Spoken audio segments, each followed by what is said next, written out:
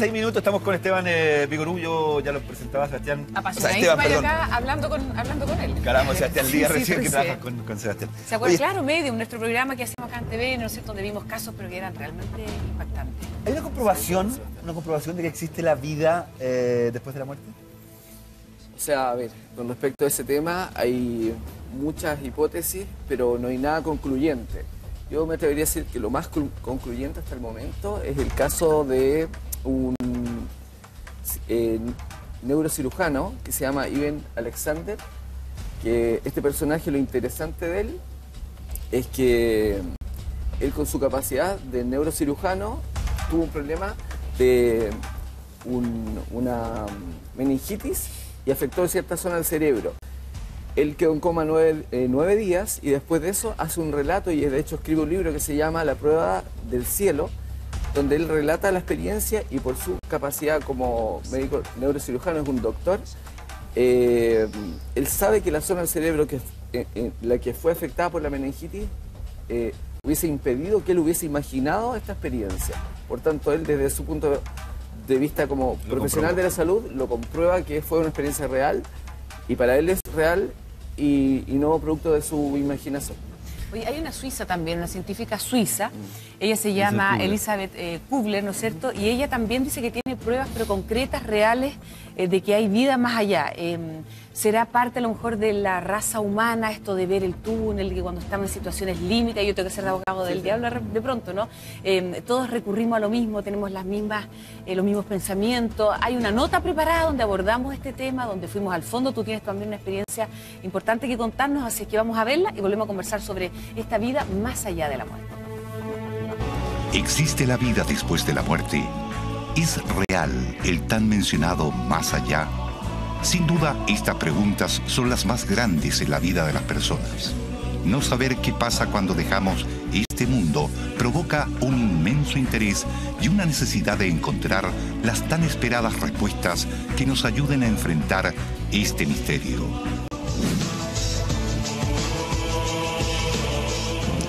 Bueno, sí, creo que hay un mundo después de la muerte, el mundo espiritual, donde uno se reúne con los familiares, con los seres queridos. Mi religión es católica y por lo tanto creo que hay una vida después de esta.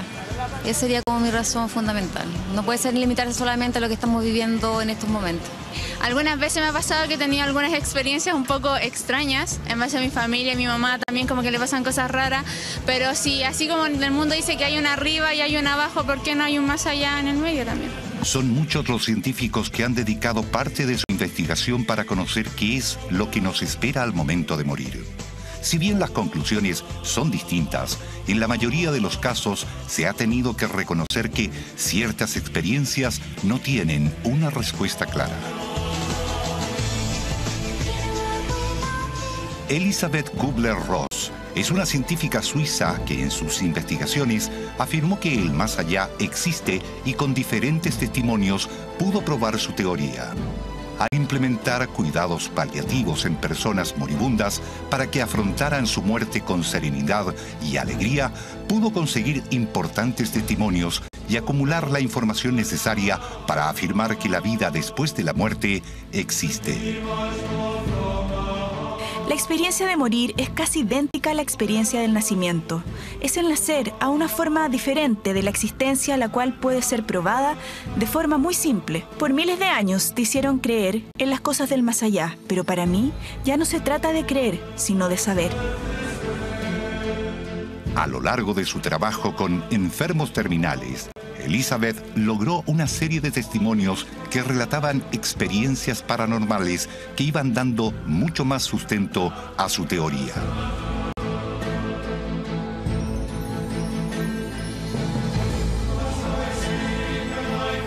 A través del mundo entero, personas de distintas edades y religiones que fueron declaradas clínicamente muertas y fueron regresadas a la vida, narraron situaciones que escapan a la lógica, mostrando que cuando se deja este mundo se pueden vivir nuevas experiencias.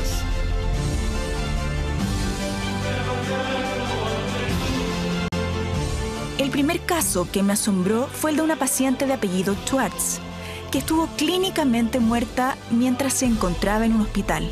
Ella se vio deslizarse lenta y tranquilamente fuera de su cuerpo físico y pronto flotó a una cierta distancia por encima de su cama. Nos contaba con humor cómo desde allí miraba su cuerpo extendido que le parecía pálido y feo.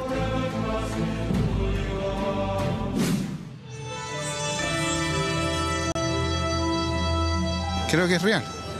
Sí, es real. Nos trasladamos a otro nivel de existencia. Al momento de traspasar ese tipo de barreras, algo debe ocurrir ahí, no es llegar y pasar. De hecho, creo mucho en la capacidad de la mente y creo que las personas pueden llegar a ver cosas que ellos mismos creen y que en verdad la creencia hace la verdad. Así que sí considero que eso es posible. Bueno, es tanta la gente que dice que después de una operación o de un trauma, un accidente, sí ha visto la luz blanca, que no tendría por qué no creerle. A lo mejor es su realidad, es su visión, es lo que ellos vieron. Otro de los datos importantes que surgieron en las investigaciones de la doctora Kubler tienen relación en cómo los pacientes con los que ella trabajó enfrentaban a la muerte. Según la científica, después de abandonar el cuerpo físico y reencontrarse con aquellos seres queridos que partieron, se pasa por una fase de transición donde aparece un pasaje, un túnel, un pórtico o la travesía de un puente, donde las personas se enfrentarían a una luz reveladora. Esta luz es lo que refleja una claridad absoluta, donde los pacientes se habrían sentido llenos de amor.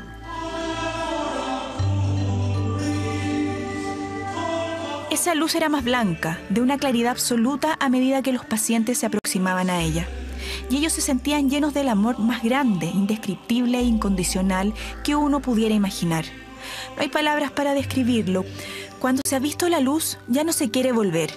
Frente a esta luz, ellos se daban cuenta por primera vez lo que hubieran podido ser. Para Elizabeth, la conciencia que mostraron sus pacientes en el momento que fueron declarados clínicamente muertos le permitió ayudar a las familias que sufren el trance de tener a un ser querido a punto de morir. En esta etapa, las personas estarían conscientes de todo a su alrededor, por lo que nunca es tarde el momento de las despedidas. Deben saber que si se acercan al lecho de su padre o madre moribundos, aunque estén ya en coma profundo, ellos oyen todo lo que les dicen y en ningún caso es tarde para expresar "lo siento", "te amo" o alguna otra cosa que quieran decirles. Vivir la muerte de un ser querido se transforma en uno de los procesos más dolorosos para cualquier persona. Dejar de ver el cuerpo físico y extrañar su presencia genera que muchos busquen distintos refugios. Uno de los más importantes tiene relación con poder entender qué pasa cuando ellos se van, conocer qué es lo que les espera y qué es lo que encontrarán en el denominado otro lado.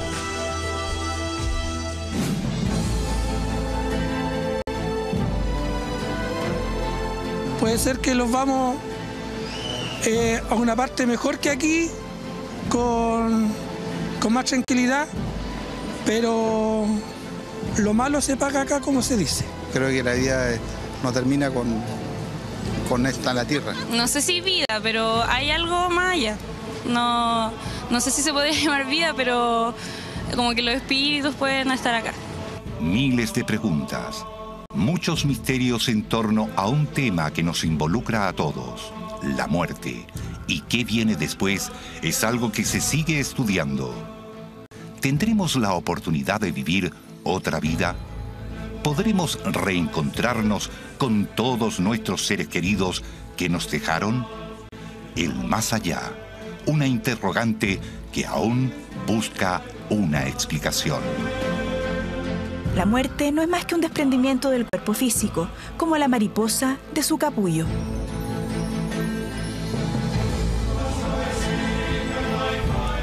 Ahí está, teorías del más allá.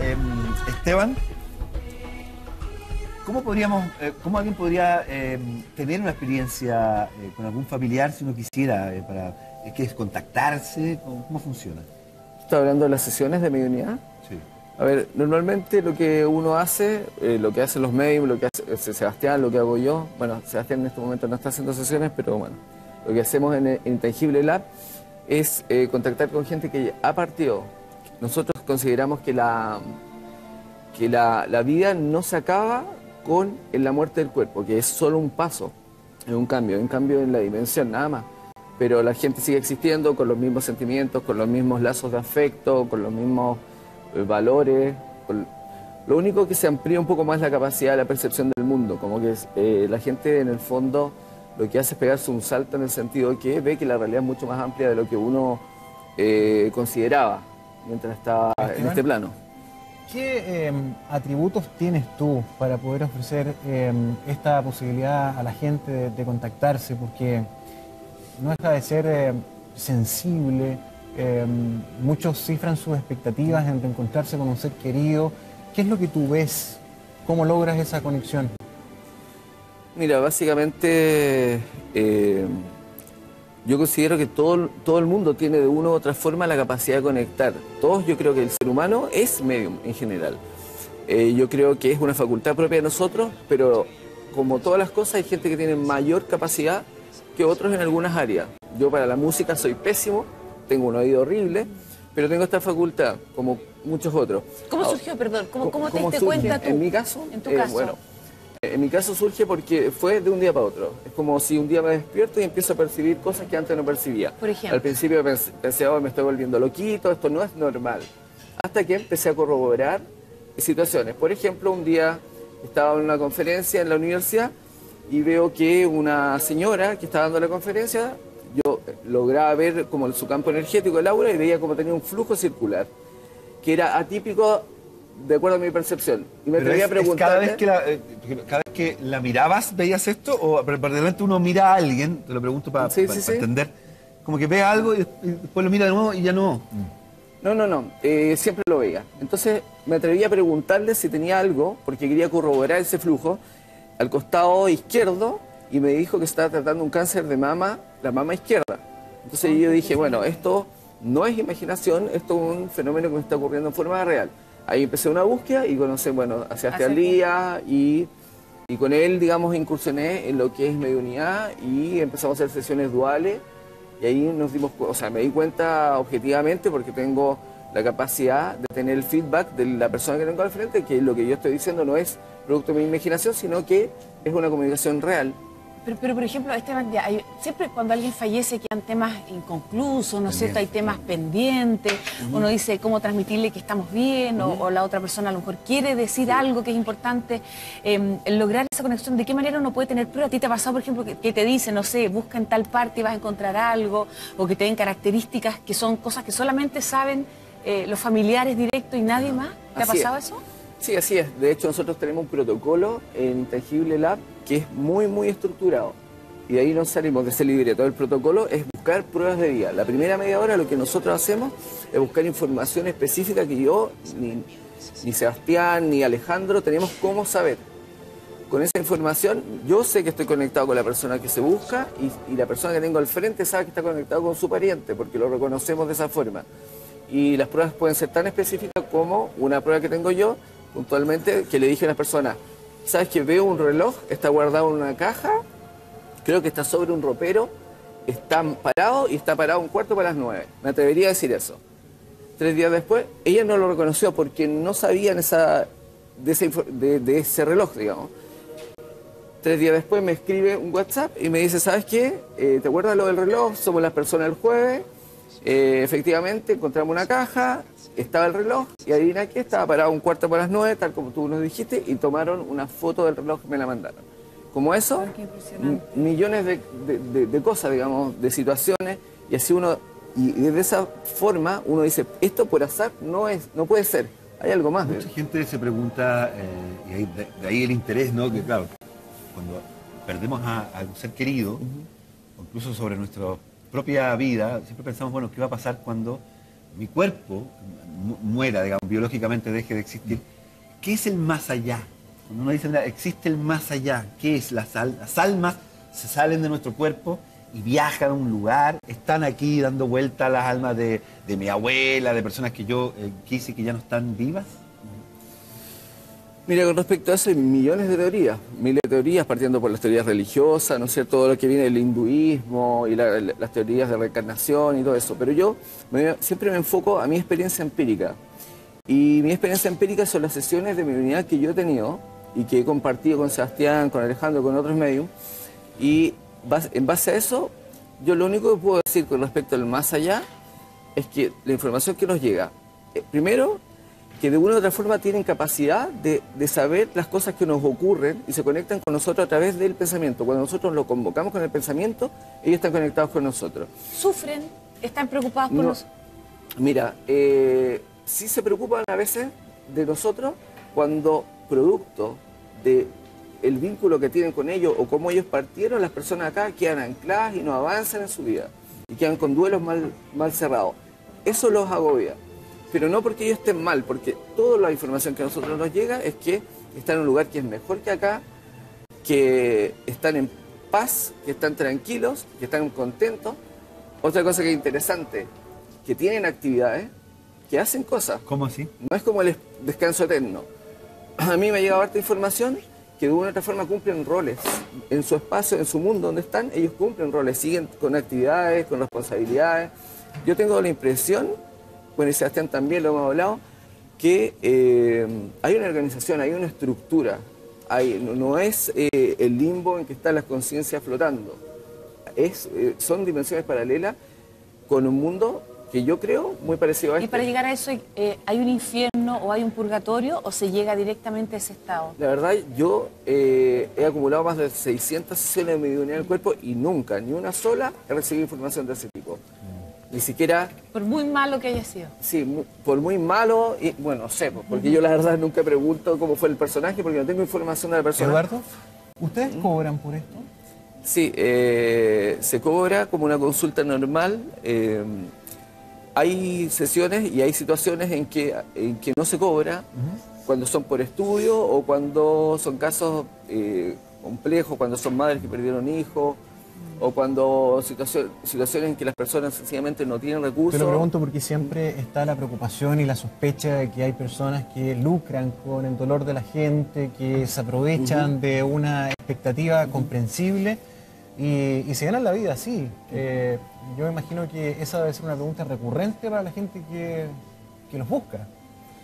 Yo me imagino que sí, la verdad a mí no me lo han planteado directamente de esa forma, pero me imagino que sí. Ahora, yo te digo, objetivamente, muchas personas que han tenido sesiones con nosotros y tienen duelos que llevan 20 años sin cerrar y en una sesión logran cerrar situaciones que no han podido cerrar en 20 años. ¿Y las logran cerrar porque conversan con el ser querido?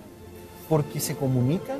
Porque cuando una sesión funciona bien, el cúmulo de información que llega y información específica es tan fuerte y tan aplastante que la persona no tiene la menor duda que está conectado con su ser querido.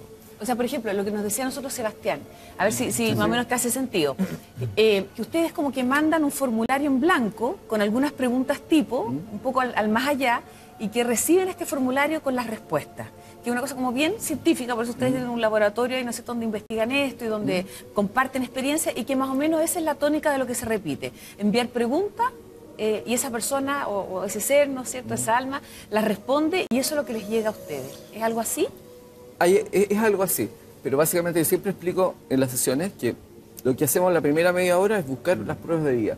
Y información específica, puede ser nombres, sobrenombres, anécdotas, lugares, objetos, características físicas. Un cúmulo de información primero para saber con quién estamos conectados, porque la persona podría querer conectar con su amigo y estamos conectados con su abuelita. Y como yo no sé con quién estoy conectado, entonces tengo que obtener esa información para que lo reconozca. Eso en primer lugar. Una vez que se da esa fase, después ya no se busca información, sino que uno se limita a hacer un canal en que uno baja la información que siente que tiene que bajar y si le hacen preguntas, uno responde. Pero lo primero siempre son las pruebas de vida. Álvaro mira, cuando conversamos este tema son muchas las personas, bueno, quien no ha tenido un duelo, ¿no es cierto?, que quiere respuesta. ¿Qué te comentan? Muchas preguntas, mira, en las redes sociales, tanto en Facebook como también en nuestra cuenta de Twitter, @buenos días a todos. Muchas preguntas que tienen relación con los sueños, si uno a través de los sueños puede comunicarse con seres queridos que ya fallecieron. ¿Qué hay de cierto en eso? ¿O es solamente justamente uno dice, no, fue un sueño nomás, no creo que sea cierto? ¿Los seres queridos ya fallecidos pueden comunicarse contigo a través de los sueños? Esas son las mayores inquietudes.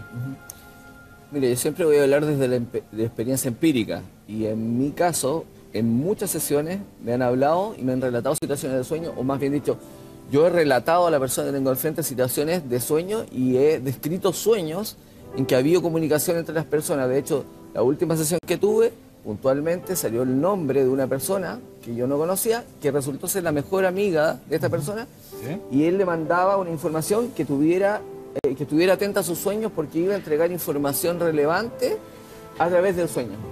Oye, sacamos una duda, me quedé, no sé si pegado en un tema que tú dijiste, que las personas tienen, cuando se van, cuando mueren, se van, tienen labores. Da la sensación para ti, para los que creen en esto, que hay una cosa medio organizada, así como uno ha visto en las películas, que funciones, que en el cielo hay funciones, por decirlo, practicarlo el cielo, sí, claro, de alguna manera. ¿Están todas, son almas? ¿Qué es? Porque ya no hay cuerpo. ¿Son almas y están todas juntas? Yo puedo creer esta expectativa cuando uno dice, cuando yo me muera, me quiero juntar con mis familiares que se fueron, con mis amigos. ¿Eso ocurre? ¿Desde tu perspectiva? Sí, eso ocurre. No sé si con todas las personas que uno conoció, pero que hay reencuentro, hay reencuentro. Eso lo narran en las sesiones, yo lo veo así. De hecho, es más, yo tuve una sesión de una persona importante de este país, pero ojo que yo no quería contactar con esa persona, quería contactar con su hermano, digamos. O sea, sus hijos fueron para contactar con su hermano, salió el personaje importante, que se impuso, entre comillas, y después, bueno, logramos contactar con la persona y me decían que había cierta estructura y que el último en partir era el primero en recibir, que había un cierto orden, digamos. Que había un reencuentro. Quiero que me rebatas esto. A ver, ya. Los científicos dicen, algo que conversamos un poquito ahí, tú me diste algunos datitos. Por ejemplo, cuando uno está a punto de morir, se libera, o el cuerpo libera alguna endorfina, ¿no es cierto? Que es una sensación de placer para que este tránsito, este viaje sea un poquito menos traumático. El cerebro, algo pasa, ¿no es cierto? Que nosotros tenemos como, no sé, como raza, como que, y los que tenemos la posibilidad de ver, de visualizar este túnel, que hay cosas que coinciden en todos los relatos y que eso tendría una explicación científica. ¿Cómo se rebate eso desde el punto de vista tuyo?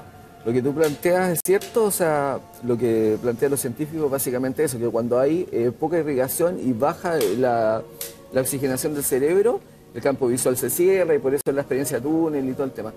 Bueno, mira, yo desde mi punto de vista lo podría rebatir entre comillas por la experiencia de las sesiones, pero hay un caso bien claro y documentado, digamos, que de hecho lo tiene Elizabeth Kubler y no me acuerdo quién más, que hay relatos de personas que son ciegos de nacimiento y han tenido esta experiencia de casi muerte que se llaman SM, y ellos luego relatan lo que ocurrió en el quirófano y pueden describir todo el entorno sin ellos haberlos visto nunca con sus ojos. ¿Y hay un relato en común? O sea, ¿hay cosas que coinciden en esos relatos, en esas experiencias? Sí, bueno, coinciden, por lo general la experiencia de túnel y eso siempre coincide, o tiende a coincidir, pero los relatos me refiero a personas ciegas, que siendo siempre ciegos, al momento de estar casi muertos, pudieron relatar lo que está ocurriendo, como si pudieran ver, digamos. Porque de hecho la gente cuando muere siempre ve, siempre ve. Yo he tenido casos de personas que han sido ciegas y después me relatan como si tuvieran visión, digamos. Oye, ¿a Álvaro le pasó algo? No sé si comete acá una influencia. Sí, mira, yo estaba viendo el reportaje que presentamos y coincido de cierta manera con lo que decía esta científica, de que uno... Mira, yo tuve un accidente hace el año 1991, hace 24 años, en automóvil, un accidente muy grave, yo iba de copiloto, y perdí el conocimiento por varios minutos. Después, conversando con algunos doctores, especialistas, me decían que probablemente yo haya tenido una muerte clínica. Yo, de lo que me acuerdo, es que, y aquí es donde coincido con esta científica de que vemos el reportaje, de haber despertado de un hermoso sueño. Nunca he podido recordar qué sueño era, qué estaba soñando, pero sí que era un hermoso sueño, de que me molestó mucho haber despertado de eso, de de haber vuelto de esta inconsciencia. Pero tuviste esta experiencia, quizás no lo recuerdas así con detalle, como de túnel, como una luz en algún minuto. No, ese túnel, esa luz no, pero sí recuerdo de haber estado en un momento de, como decía el reportaje, de amor, de una sensación grata. De paz. De paz absoluta, exactamente. Cuando el accidente fue gravísimo, de hecho me tuvieron que llevar en la pick-up de una camioneta para el hospital, pues no estábamos lejos de la ciudad, esto fue en el norte de Chile. Entonces yo coincido mucho en eso. Entonces mi teoría, después de haber tenido esta experiencia, es que uno después de la muerte vive un sueño, está en un eterno sueño. ¿Agradable? Sí, absolutamente agradable. Por lo menos en mi caso así fue. Fue un sueño muy agradable. ¿Y te preocupaba qué iba a pasar con tu familia? ¿Sentías ese como apego, esa posibilidad de despegarte? Es que esos detalles son los que nunca he podido recordar. Pero sí de la sensación de paz. Los minutos inconscientes deben haber sido 2 o 3, más o menos por lo que me cuentan las personas que estaban conmigo en ese minuto. Pero sí coincido con eso del reportaje de este sueño, de esta paz, luego de la muerte. A mí me da la sensación que científicamente, bueno, y hay harto testimonio y casos como el tuyo, que está comprobado que muchas personas han logrado volver, y eso tiene una explicación, ¿no? Pero yo creo que lo que ustedes hacen va en otro sentido, en el sentido de poder conectar a personas que ya no están con nosotros físicamente, que ya no vuelven.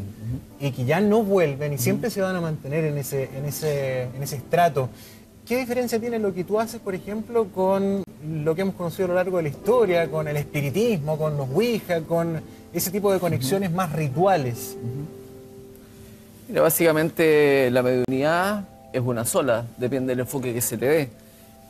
La mediunidad es la capacidad de conectar con el espíritu o con conciencia de personas que han partido. La única diferencia es que nosotros tratamos de hacerlo de la forma más pragmática y seria posible. Nosotros, ni Sebastián ni yo, partimos en una búsqueda. Esta situación se nos presentó en la vida y sin buscarla, y lo que tratamos, y de hecho tenemos formación bastante estructurada, digamos. Yo soy ingeniero comercial, tengo una formación agnóstica en principio, ahora me he abierto un poco más, entonces a mí me resultó chocante en un comienzo tener este tipo de experiencias porque para mí no era tema, digamos. Mi mamá siempre estuvo ligada a este tema y yo me acuerdo que me reía de ella o le hacía bromas porque consideraba que no era serio, digamos. Pero cuando tú lo empiezas a vivir, a vivenciar, y tú tienes a alguien en el frente que no conoces y te entrega el feedback de que lo que tú estás relatando es real, entonces tú dices, bueno, hay algo más. Y a mí no me queda duda que hay algo más. Se sientan en una mesa, reciben a las personas interesadas, invitadas, sí. y ahí, ¿qué es lo que perciben? ¿Tú empiezas a notar estas auras distintas? No, yo no entro en eso, digamos. Lo que yo hago es básicamente, tengo una persona al frente y le pregunto con quién quiere conectar y te dice, suponte con mi hermano, ok. Y yo básicamente lo único que hago es dejar la mente en blanco y decir la primera cosa que llega, la segunda, la tercera. Y las cosas que voy diciendo para que sea una sesión lograda, para lograr una sesión, porque hay sesiones que no funcionan y uno no puede contactar. Sí, por supuesto. No siempre, a veces no. Porque hay familias que esperan datos de personas desaparecidas. Tenemos casos conocidos, noticias, ¿no? Perdona, no sé si me equivoco, pero a propósito de esto de la, no sé cómo se llama, psicofonía, no sé, esto de las voces del más allá que a veces uno puede registrarle y todo, parece que ninguna de las personas que ha sido, por ejemplo, asesinada o que ha muerto de manera brutal y todo, incrimina o culpa a alguien. Parece que esa información no se entrega. No sé si has tenido la posibilidad, sin meternos en ningún caso judicial actual, pero a veces les piden ayuda a ustedes también, ¿no es cierto? O la familia, o incluso las mismas policías también trabajan a veces en otros países más que en Chile. Y entregan pistas, pero nunca dicen quién los mató, por ejemplo. Mira, la verdad yo tengo experiencia de ese tipo, o sea, a mí me han invitado a trabajar en algunos casos policiales, yo en general no trabajo en eso. Conozco gente que lo hace y lo hace de forma seria y anónima. Pero en ese sentido no tengo competencia como para decirte si entregan o no esa información porque la verdad no la nunca he tenido la posibilidad de estar en una sesión. Más de lugar o de dónde se encuentran o de o sea, hallazgo, más que eso, más que de identidades. Más pistas que más que identidades. Sí. Álvaro, ¿tú tenías...? Esteban, sí. Paulina Castillo, mira, te pregunto lo siguiente. Sí. ¿Qué pasa si una madre pierde a un bebé? ¿Cómo un bebé puede contactarse con su mamá? Es súper buena pregunta. Porque de hecho tuve hace menos de un mes una experiencia de ese tipo. Yo en general no tomaba sesiones de niños menores de 10 años. ¿Por qué? Porque en el fondo, como buscamos pruebas de vida, necesitamos una historia detrás, ¿no? Y en este caso yo me atreví y hice una sesión con una niña que había perdido un bebé con 11 meses.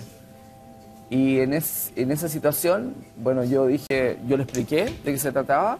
Dije, bueno, vamos a jugar a esto, tirarse a la piscina porque es una experiencia nueva para mí y sabes que el resultado bastante gratificante.